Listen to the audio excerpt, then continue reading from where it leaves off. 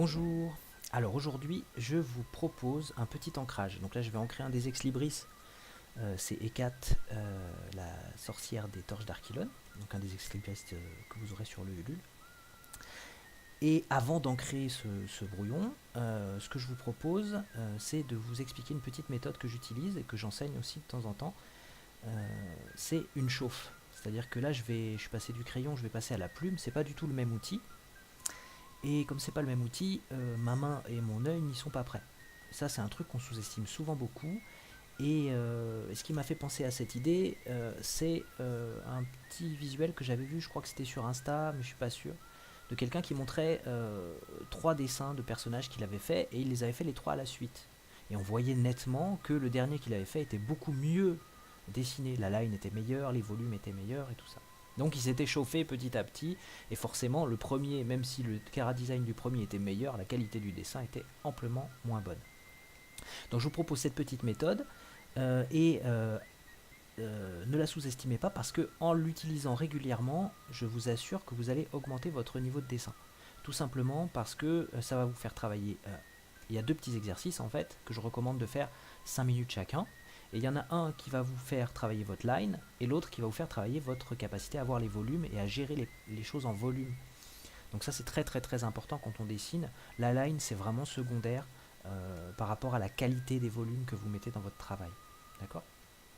Donc je vous montre ça, on va mettre de côté la demoiselle, la dame, c'est une dame, et je vais vous montrer comment on fait.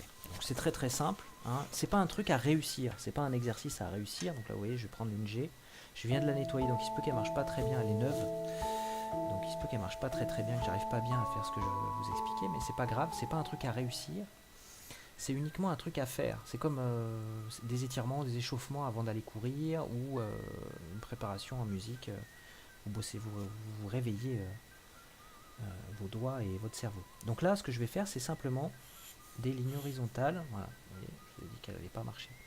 Donc je vais faire des lignes horizontales, très simplement. Je vais essayer de les faire les plus régulières possibles, avec un écart régulier, les plus droites possibles en un trait.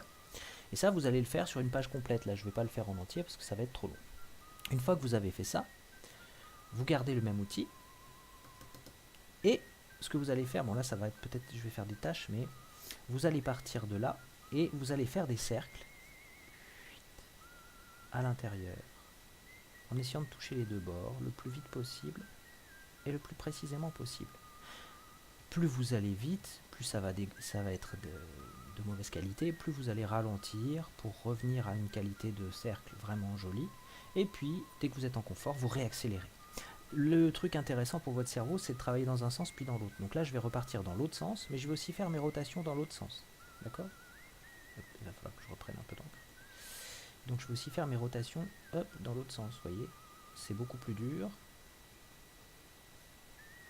Mais c'est pas grave, je vais ralentir un petit peu pour avoir une meilleure qualité. Et je repars, encore à nouveau, là ce coup-ci, dans mon sens habituel, donc de gauche à droite. Et vous voyez, tout doucement, je suis en train de me chauffer. Et là, pareil, de droite à gauche. L'important, c'est pas la réussite. L'important, c'est d'essayer de réussir, d'accord?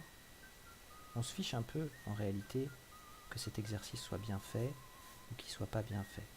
Ce qui est important, c'est de le faire. Donc vous allez faire ça à peu près 5 minutes.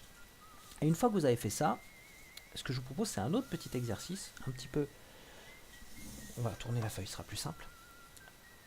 Un petit peu plus technique, certes, mais d'une efficacité sans nom.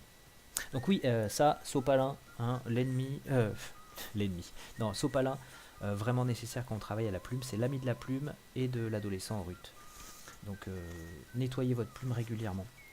À peu près tous les 4 à 6 trempages, un petit coup de sopalin, ça lui fera pas de mal. Donc là, ce qu'on va faire, c'est la deuxième partie, la deuxième petite chauffe. On va faire des cubes et on va les faire tourner sur eux-mêmes. Donc on va prendre un cube qu'on va faire de base, peut-être quelque chose comme ça. Là. Et puis on va le faire tourner sur lui-même. Donc là, on va le mettre un peu de face, comme ça. On va essayer de garder plus ou moins la même forme. Et puis après, il va être vraiment de face. Un peu de peu d'encre.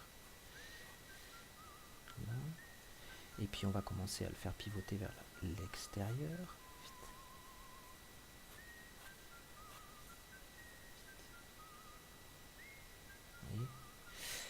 Et ainsi de suite. On va le faire tourner un peu plus.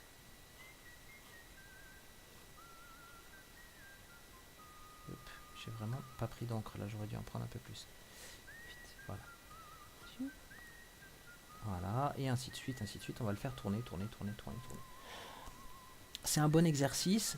Ça va vous permettre de vous visualiser en volume. Vous pouvez aussi vous amuser à faire des constructions géométriques, hein, c'est pas un problème. Vous vous amusez, vous faites les choses comme vous voulez. Hein, si vous avez envie de construire des formes complexes. Mais l'idée c'est de bosser avec confiance, en fait, vos volumes. D'accord. Essayez d'avoir... On va le faire propre quand même, c'est même pas ça.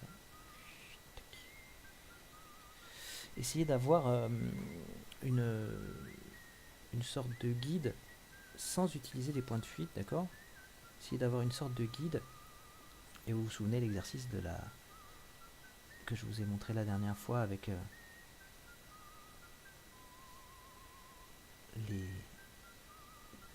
les lignes qui se coupent entre elles, les intersections, et bien voilà, vous pouvez le faire aussi avec. Donc amusez-vous à faire ça pendant quelques minutes, histoire de vous chauffer. Après vous pouvez faire aussi quelques courbes, vous habituer avec votre outil à faire des courbes, essayer d'être...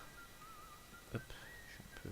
Elle est vraiment neuve hein, cette plume, j'ai du mal à lui faire tenir l'encre. Vous voyez. Donc on va voir, j'espère que ça sera pas trop cracra quand je vais faire E4. Voilà. Donc maintenant, je vous propose de passer à l'ancrage. Je vais la nettoyer un petit peu plus, cette plume. Je vous propose de passer à l'ancrage et on va voir ce que ça donne. Puis j'en profiterai pour vous donner des petits tips au passage.